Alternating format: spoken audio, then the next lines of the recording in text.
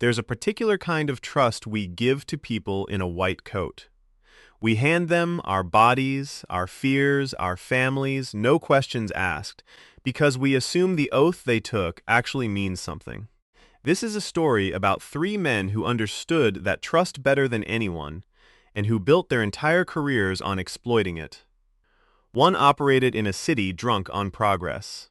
One operated in a city gripped by occupation. One operated in a place built entirely for suffering. Different decades, different continents, same terrifying pattern. The more society trusted them, the more invisible they became. Let's start in 1893, in a Chicago bursting at the seams. The World's Fair has just opened, and 27 million people are pouring into the city to see electric lights and moving walkways and the world's very first Ferris wheel. It's the closest thing the 19th century has to a theme park. And directly across from all that wonder stands a newly finished hotel, taking up an entire city block. From the street, it looks unremarkable. Inside, almost nothing about it makes sense. The man who built it is a young physician named Henry Howard Holmes, University of Michigan medical school graduate, well-dressed, charming, the kind of man landladies trust with a good room and strangers trust with directions. But Holmes never really practiced medicine. What he practiced was design, specifically, the design of a building meant to disorient anyone inside it. Over 100 rooms connected by hallways that twisted without logic. Doors that opened onto brick walls. Doors that opened onto nothing but a two-story drop. Windowless rooms and gas lines Holmes could control from his own office. He kept swapping out construction crews every few days, so no single worker ever saw the full plan. Only Holmes understood what he was actually building, and what he'd built, in the end, was a machine. A greased chute ran from the upper floors straight down to a basement fitted out with a dissection table and a full set of surgical tools, and a furnace large enough to erase almost anything. His victims were, more often than not, young women traveling alone for the fair. The kind of guests nobody back home would immediately go looking for. He'd charm them, take out life insurance policies in their names, and eventually they simply stopped checking out. What happened to them afterward, Holmes treated less like a crime and more like a supply chain. As a trained physician, he understood exactly what an articulated human skeleton was worth to a medical school in an era when nobody asked too many questions about where cadavers came from. It took almost 3 years before anyone caught on. And even then, it wasn't the disappearances that brought him down. It was insurance fraud, an unrelated scheme that finally put detectives on his trail in 1894. When they eventually searched the hotel, what they found stayed with them for the rest of their lives. Scattered remains, a blood-stained table, a furnace that had clearly been used far more than any ordinary building required. The press named it the Murder Castle before the sun had even set on the discovery. Holmes confessed to 27 deaths. Investigators believed the true number was closer to 200. We'll likely never know for certain. He made sure of that himself. He faced justice for his crimes in Philadelphia in the spring of 1896. The building was torn down not long after, though for years, people swore the ground where it once stood was never quite silent. Now fast forward almost 50 years and cross an entire ocean. It's 1941, and Paris is living under Nazi occupation. For anyone Jewish or connected to the resistance, every single day carries the risk of arrest, deportation, disappearance. And in that climate of pure desperation, a respected physician named Dr. Marcel Petiot starts quietly offering something priceless, a way out. For the right price, he claims he can smuggle people out of occupied France entirely, all the way to Argentina. New papers, new identity, a life beyond the reach of the Gestapo. Desperate families believed him completely.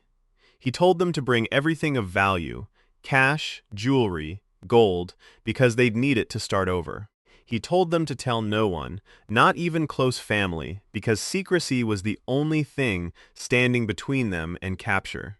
Then he'd sit them down in his townhouse and administer what he called a required travel vaccination. It was lethal, and within minutes, whoever trusted him with their escape would be gone, and Petiot would quietly take their valuables and dispose of the evidence in a furnace built specifically for that purpose. Nobody was going to ask questions about people who were, as far as the world knew, already safely out of the country. This continued for years, right under the nose of an occupying army actively hunting the very people Petiot claimed to be saving. It finally unraveled in March of 1944, when neighbors started reporting thick black smoke and an unbearable smell coming from his townhouse. When police forced their way in, they found the remains of at least 27 people in the basement. Petiot vanished for months before he was finally caught, and when he was, his defense was almost unbelievable. He claimed every single victim had been a collaborator, and that he'd secretly been executing traitors on behalf of the resistance the entire time. He presented himself as a hero. The court didn't buy it. He was convicted and faced his own end by guillotine in May of 1946, reportedly showing no fear at all. He'd turned other people's desperation into a business model and charged them for the privilege of trusting him. There's a version of this story that would end there. 2 doctors, 2 continents, 2 very different disguises for the exact same betrayal. But there's a third case that makes both of them look almost restrained, and it happened inside a place built for nothing but suffering. May 1943, Auschwitz-Birkenau.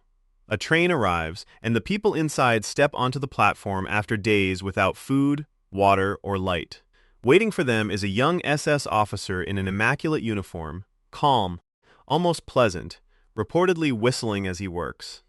His name is Dr. Josef Mengele, and in the space of a few seconds per person, he decides who lives a little longer and who doesn't. But there was one group Mengele never sent straight through the ordinary selection process: twins. As a physician with a deep interest in genetics, Mengele believed that studying identical twins held the key to engineering traits on demand. Heinrich Himmler backed the idea completely, which meant Mengele had virtually unlimited resources and an unlimited supply of children to study. He kept them separated in their own barracks, gave them better food, let the children call him uncle. And then, behind that carefully maintained kindness, he ran a series of experiments so cruel that survivors spent decades afterward struggling to even describe them in full. Chemical injections. Attempts to surgically join siblings together. Deliberate infection with disease so he could compare how their bodies responded at different stages. When one twin didn't survive, the other was often eliminated immediately afterward, so Mengele could examine both while there was still something to compare. Historians estimate around 3,000 twins passed through his hands. Fewer than 200 are believed to have survived. And here's the part that still makes people's blood boil. More than 80 years later, Mengele was never punished, not once. When Soviet forces liberated Auschwitz in January 1945, he was already gone.